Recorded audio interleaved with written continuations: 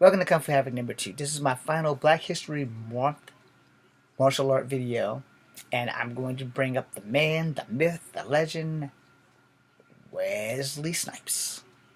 Alright, so I know you guys want to know why did I wait till 6 videos to make one about Wesley Snipes. Now, outside of the Mr. Peanut video that you guys are probably watching if you're watching the Super Bowl right now, I'm pretty sure I missed the halftime show. Excuse me. But, I'm on the wrong damn channel for one. No wonder why I missed the damn halftime show. I put it on Ellen. Okay. Let's give you guys the score. San Francisco 49ers 20. And I think the Kansas City Chiefs had a higher score at this point. And I have no idea what point of the game we're in.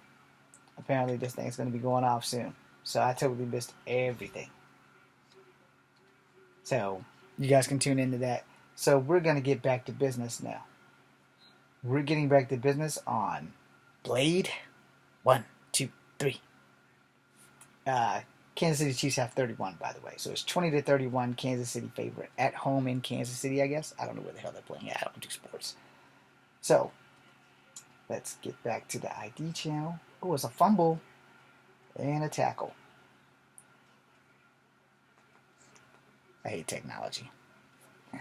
So, Blade 1, 2, and 3. Wesley Snipes. You guys remember that. Let's go further back. New Jack City. So in New Jack City, Wesley Snipes was a criminal.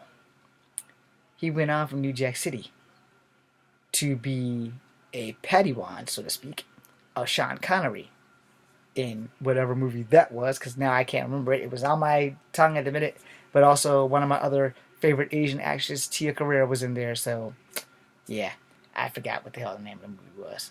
Rising Sun, I think? I don't remember, but it was something with the sun in it, and Wesley Snipes was a detective in there. And he went from playing a bad guy to playing a detective to playing an air marshal. And the air marshal movie, which is the one we need to talk about, was the one to set him up for everything else to come, including Demolition Man and Blade. The air marshal movie was called Passenger 57. This is the movie that taught everyone that Wesley Snipes not only could act, but actually knows martial arts. Because a lot of people didn't know that Wesley Snipes was a martial artist. I did not know Wesley Snipes was a martial artist. I knew he was a good actor because he went mano a mano with Mario Van Peebles in New Jack City. And he also had some scuffles with Ice-T in New Jack City. Shout out to Ice-T, by the way, because he's the only cop-killing singing guy who now plays a cop. And in his youth in breaking and in other stuff, he was always singing about cop killers. He did a body count song for Universal Soldiers, which I probably should have brought up back when I did the Michael Jai White thing, but it wasn't Michael Jai White in that movie. But anyway, freaking shout out to freaking Ice-T for that. Sorry, Ice-T, I kind of got off track there. We're on Wesley Snipes, by the way. So, Wesley Snipes, Passenger 57. The first time that they had a Die Hard on an airplane without Bruce Willis.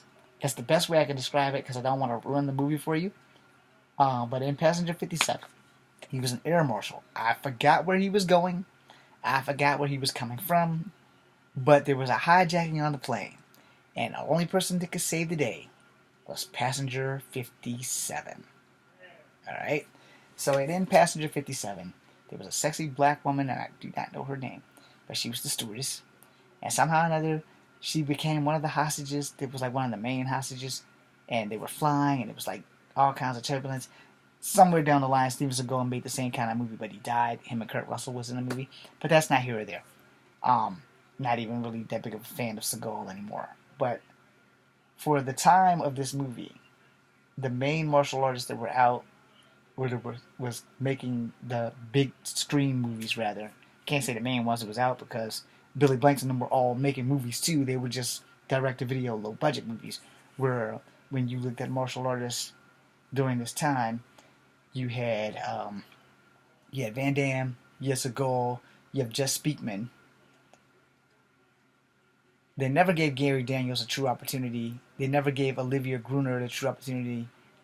And they never gave Michael Worth a true opportunity.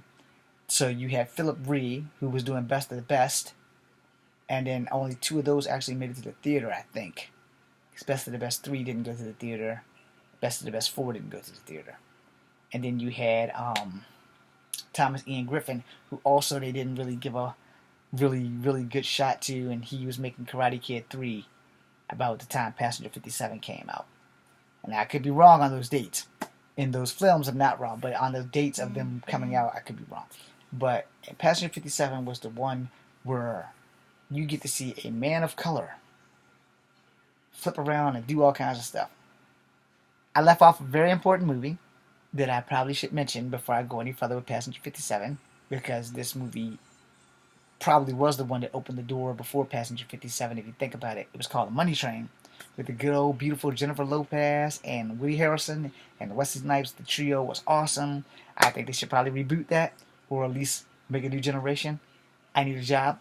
So anyway, in the movie Money Train, best line delivered by Wesley Snipes was, "Who you calling a nigger?" And he jumped and spin kicked the guy through the glass table, or the glass wall, or whatever the fuck it was. He went through the shit. Now, back on Passenger 57. There's a fight in the aisle where Wesley Snipes and the white guy whose name I can't remember. They're fighting, and eventually Wesley Snipes does overtake the guy and knock him out, incapacitate him, whatever, and they do land the plane. So, for Passenger 57, it was one of the most exciting black leads that you had in the movie. Now, honorable mention to Carl Weathers, he was like doing the Street Justice show when this was out. I think it was either the year after or the year it was out. I'm not really sure on the dates again. No, it's been a while. But Carl Weathers had a movie and a TV show, Brian Genesis, who's the white martial artist who also didn't really get a big role in Hollywood. But anyway, so Street Justice was on that freaking Wesley Snipes was making this movie, and it was like the only real black lead. I'm sorry about the noise. Obviously, this asshole can't see my lights, but they were making the movie, and it was a black lead, and Wesley Snipes held that shit down for Passenger 57. Passenger 57 opened the door so they could start making him have more action movies, and they were really running out of ideas, and along came Demolition Man. And so that was like one of the first comic book movies to ever come to the fruition of a thing. I don't remember if Demolition Man was a Dark Horse comic or DC comic. I know it wasn't a Marvel comic. If it was Marvel, it's new to me. It might have been a Valiant comic. But Demolition Man was a movie. He dyed his hair bright blonde or orange or some shit. And he was fighting the guy. And the guy said something. And he says, "How much do you weigh?" So he threw a guy through a window. Take the guy's eye, use the guy's eye to get through the codes and all this shit. And him and Sylvester Stallone got to fighting. Sadly, Wesley Snipes' ass died.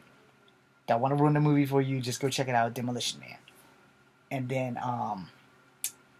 after that kind of opened up the door for the trilogy that is Blade. So now we're gonna go into Blade. Now the TV series, the movie series with Wesley Snipes and Chris Christopherson. And by the third movie, up and coming Daredevil, I couldn't resist it. It was up and coming Deadpool, which was Ryan Reynolds and Triple H. So, in Blade, the first one, you have him going against Ethan Hawke or Steven Dorff. I'm sorry to Ethan Hawke and Steven Dorff. I know you both guys are white. You kind of look alike to me. Even if you don't look alike, you kind of look alike to me. Because I could never tell you guys apart in your younger days, and I still can't tell you apart today. You two should make a movie together again. Anyway, it was either or. I want to say it was Steven Dorff. It doesn't matter. The bad guy in Blade was the reason that Blade was born a vampire, because he bit his mom when he was pregnant, and Blade got all of the vampire juice, but with the human body. So he had all of the vampire strengths and none of the weaknesses. That's why they called him the Daywalker. And that was one of the things that started to propel Wesley Snipes to superstardom. It allowed him to do more free stuff. he got to do more of his martial art moves and stuff, and that is why this video is about Black history and martial artists. So the whole gambit of that was that he would do martial arts and sword work and all kinds of other stuff, and he did things in Blade that you don't get to see these days. And now, while we're mentioning Blade, Mahershala Ali, the dude from the Green Book, he's going to be the new Blade. Same guy that played a bad guy in something else from Marvel. But anyway, he's going to be the new Blade. And so that's going to come full circle for him. And Wesley Snipes gave him the thumbs up for it. So in Blade 2, Wessler does something. And in Blade 3, Ryan Reynolds has a bow and arrow and some other shit. And it's a pretty good cluster movie set. Also, in one of the Blades, he kills my boy who played the original Hellboy. Damn it, why can't I think of his name now? Same guy that played Vincent in Beauty and the Beast with Sarah Connor, Linda Hamilton. Why can't I think of his damn name? I know his name, like the tip of my tongue. That's been happening a lot in these videos. But anyway, so Blade really opened up the door for more black leads, but mostly it propelled Wesley Snipes into super omega stardom. I mean, he was going there regardless, but for a black guy to get as popular through Demolition Man and Passenger 57, and when he hit Blade, it was like rocket. No, because he was already established, but Blade was like that one open the pinnacle of all pinnacles. And while he was making Blade, I'll have you know, I'm sorry to Chadwick Boseman and all of the people at Disney who now own Marvel, but before he even wanted to make Blade, he wanted to make Black Panther. And he talked about that in one of them interviews somewhere, and you can probably find the shit. But he couldn't get enough people to back him for Black Panther. No one really knew about Blade unless you were a Marvel Comics fan. You didn't know Blade was a Marvel comic character. You also didn't know that Blade, before he got his debut on Spider-Man, the movie came out, then they put him on Spider-Man in the 90s show, and then the second movie came out, the third movie came out. But prior to that, Blade only knows Spider-Man through Morbius, because Morbius stole Spider-Man's blood and became a living vampire, unless that's just been retconned. And the Night Stalkers was where Blade made his longest run as a hero until the Blade movie.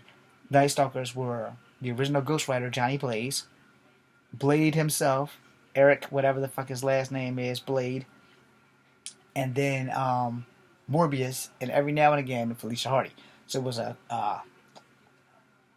it was basically a triple threat unless Felicia Hardy made an appearance. So if you didn't have any of the Night Stalker comics, no one knew who the hell Blade was, because I didn't know that Johnny Blaze was the original fucking Ghost Rider. I just knew Johnny Blaze from the Night Stalkers. I didn't know he was the original Ghost Rider, because the first time I got exposed to Ghost Rider was Dan Koresh, and I probably didn't say that right.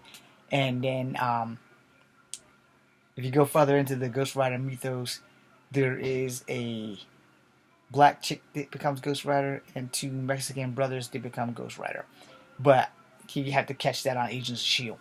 But for the most part, Wesley Snipes opened up a lot of doors for a lot of black actors to become superstars of martial arts. However, he wasn't the first, because Billy Blanks and Chuck Jeffries and them were on the lower scene doing it with like John the Dragon Wilson and all these other guys. And they were household names for the people who can't afford to go to the movie theaters. But for those who could, they all know Wesley Snipes. Salute to Wesley Snipes and Blade.